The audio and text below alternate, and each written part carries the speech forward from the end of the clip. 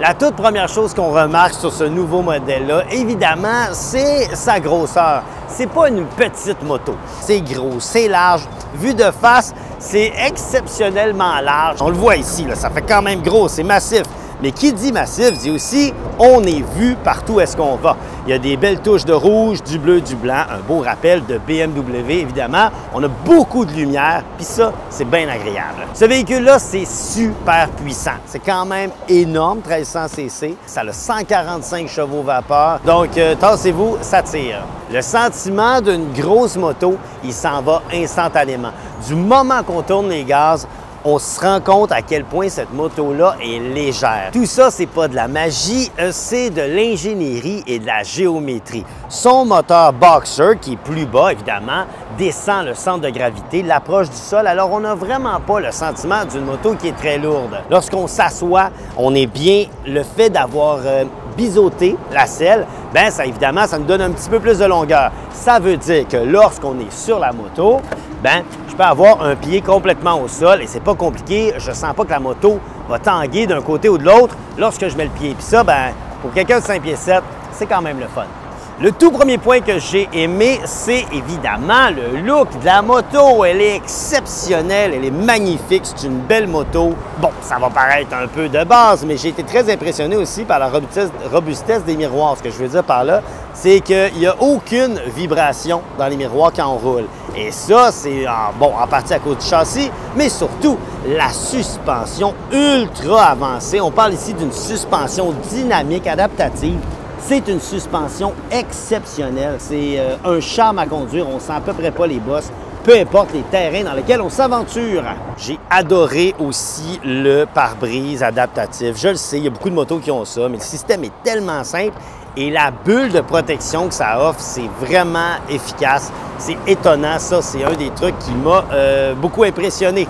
Ouf, la maniabilité. Cette petite bête-là, autant on a l'impression qu'elle est super massive puis qu'elle va être difficile à contrôler, la maniabilité de cette moto est exceptionnelle. C'est un point qui m'a frappé. Ça prend à peu près 22 secondes pour s'adapter et ensuite on comprend qu'on n'a rien à clutcher, on change les vitesses, on s'amuse. Un autre point qui m'a fait adorer cette moto-là, c'est pendant le trafic. Quand on est coincé dans le trafic, il faut constamment gérer la clutch.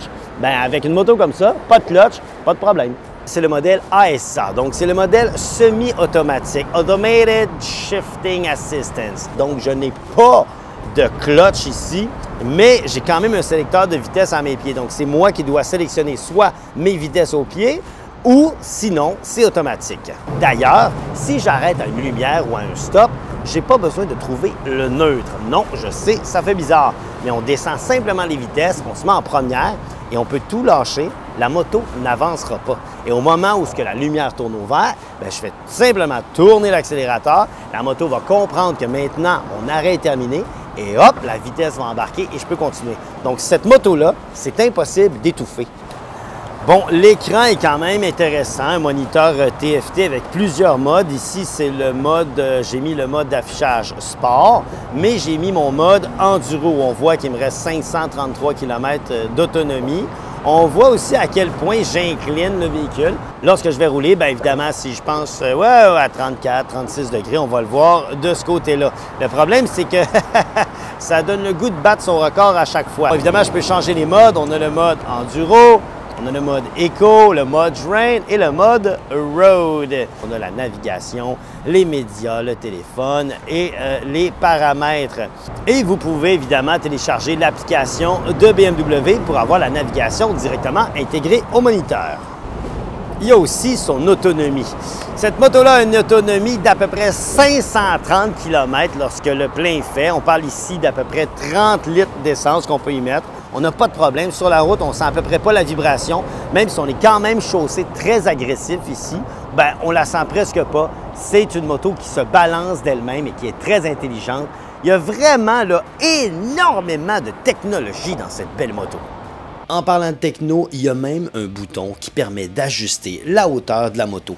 On peut monter ou descendre la moto de presque 2 pouces. Vous faites de la route, on la descend. Vous êtes plus petit, on la descend. On s'aventure dans du hors-route, on grimpe la suspension.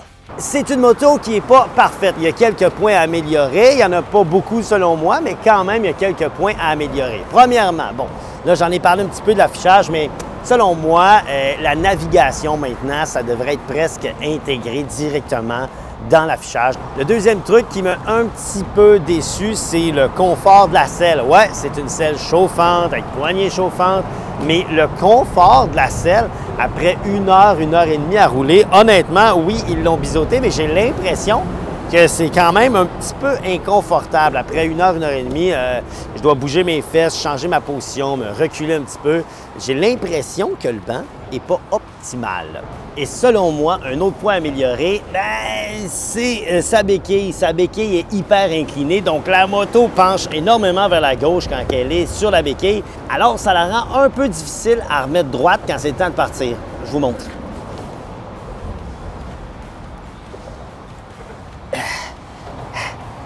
Vous voyez? Évidemment, c'est une 1300.